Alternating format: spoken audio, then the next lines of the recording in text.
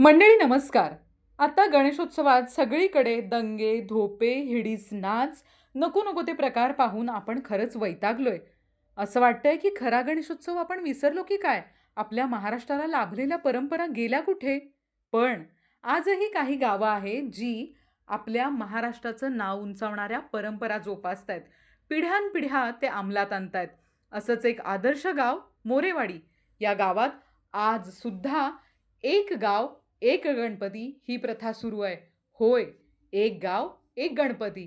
मग एकत्र येणं, भजन करणं, महाप्रसाद करणं, लेझीम खेळणं हे सगळं त्यात आलं.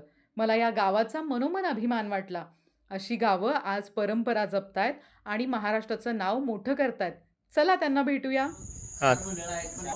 माझं नाव बळवंत पांडुरंग मोरे, राहणार मोरेवाडी. मी सामाजिक कार्यकर्ता मोरेवाडी गावात राहत असून गेल्या 4 पिढ्या माझ्या गावामध्ये एक गणपतीच्या तालीम मंडळामध्ये कायमस्वरूपी बसवलेलं असते.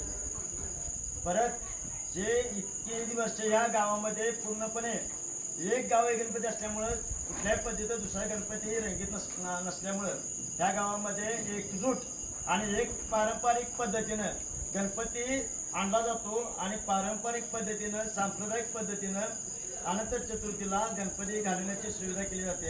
त्याप्रमाणेच ह्या तरुण मंडळाला जवळजवळ 20 वर्ष झालं आम्ही गणपती विसर्जनाचा आणण्याचा कार्यक्रम केलेला आहे.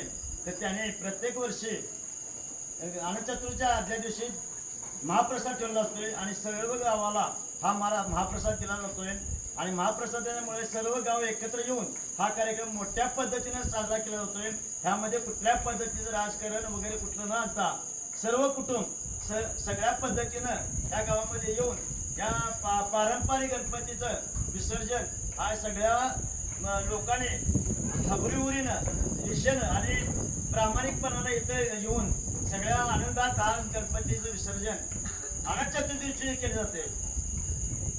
गणपतीचे आगमन पारंपरिक पद्धतीनं ढोल ताशाने केले जाते आणि पारंपरिक पद्धतीनं सांप्रदायिक भजनी मंडळानं अनंत चतुर्दशी हा गणपती घालवण्यात येतो आणि त्यासाठी सर्व गावातील मंडळी सर्व लहान मुलासह सगळ्या मुलांना पारंपरिक सगळ्या कुटुंबानं हा आनंदात सोहळ्यात हा गणपती घालवला जातो.